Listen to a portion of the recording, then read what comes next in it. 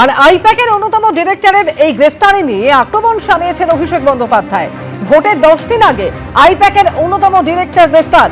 যদি বিরোধীদের সঙ্গে কাজ করেন এরপরে আপনারও একই পরিণতি। এটা গণতন্ত্র নয়, হুমকি। এটা তারই হিমশীতল বার্তা। মানুষ কিন্তু অন্ধ নয়, এভাবে বাংলাকে শাসানো যাবে না। অমিত শাহ জ্ঞানেশ কুমারকে জবাব দেওয়ার বার্তা অভিষেক বন্দ্যোপাধ্যায়।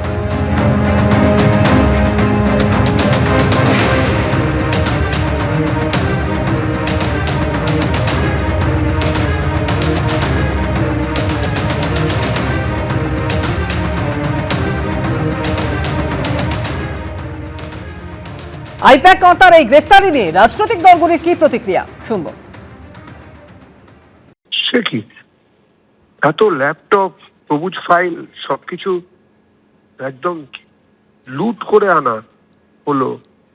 তারপরে দপ্তরের সামনে দাঁড়িয়ে রইল একটা গাড়ি যার 3খানা 5 নম্বর আর কি 555 নিয়ে বেরিয়ে এলো, ঢুকলো 4টে 5 নিয়ে। আপনাদের ক্যামেরাতেই তো আমরা দেখলাম।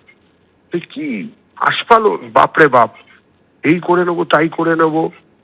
সকালবেলায় বিভিন্ন দপ্তর আর অফিস, মানে বাড়ি, সব জায়গাতেই তিনি দৌড়ে গেলেন।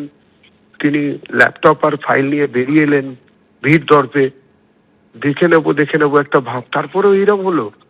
কি হচ্ছে আজকাল? এরকম হলো, দেখা যাক। আইনের পথেই চলা উচিত। মমতা বন্দ্যোপাধ্যায় তো আগেই প্রেডিক্ট করে রেখেছিলেন যে ইলেকশন যত অ্যাপ্রোচ করবে, যত কাছে আসবে এবং মধ্যরাত থেকে এদের কাজ শুরু হবে, এবং সেটাই শুরু হয়েছে।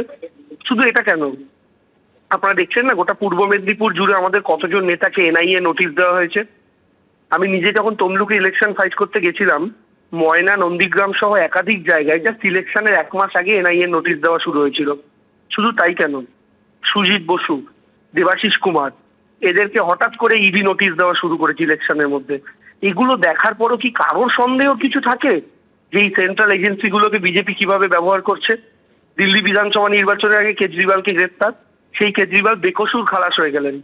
ঝাড়খণ্ড বিধানসভা নির্বাচনের আগে হেমন্ত সোরেনকে গ্রেফতার, সেই তিনি জামিনে বেরিয়ে এলেন। তো এই জিনিসগুলো তো আমরা দেখছি, বাংলার ক্ষেত্রে এগুলো চোখের সামনে দেখা যাচ্ছে। এই যাবতীয় দুর্নীতিতে গোটা পৃথিবীর সবাই গ্রেপ্তার হবে, একমাত্র মমতা ব্যানার্জি আর অভিষেক ব্যানার্জি ছাড়া। কোনদিন কয়লা পাচারের কেস আপনারাও গ্রেপ্তার করে নেবে, আমাকেও গ্রেপ্তার করে নেবে। খালি মমতা ব্যানার্জি গ্রেপ্তার হবে না, অভিষেক ব্যানার্জি গ্রেপ্তার হবে না। এর আগে আমরা এই ম্যাজিক দেখেছি যে একটা কোম্পানি লিপ্টন বাউন্স তাদের মাধ্যমে চাকরি চুরির টাকা কেটেছে।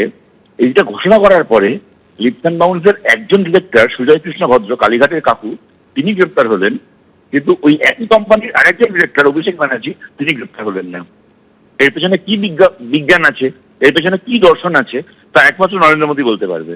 এক্ষেত্রেও আমরা দেখলাম একজন ডিরেক্টরকে দিল্লি থেকে গ্রেপ্তার করা হয়েছে, কিন্তু প্রতীক জৈন নামক যে ব্যক্তি, যার কাছে তৃণমূল কংগ্রেসের প্রাণভোমরা আছে, যাকে বাঁচানোর জন্য স্বয়ং মমতা ব্যানার্জি ইডি অফিসে গিয়ে বা ইডি রেডের সময় গিয়ে ফাইল ছিনতাই করেন, সেই প্রতীক জৈনকে গ্রেপ্তার করা হলো না।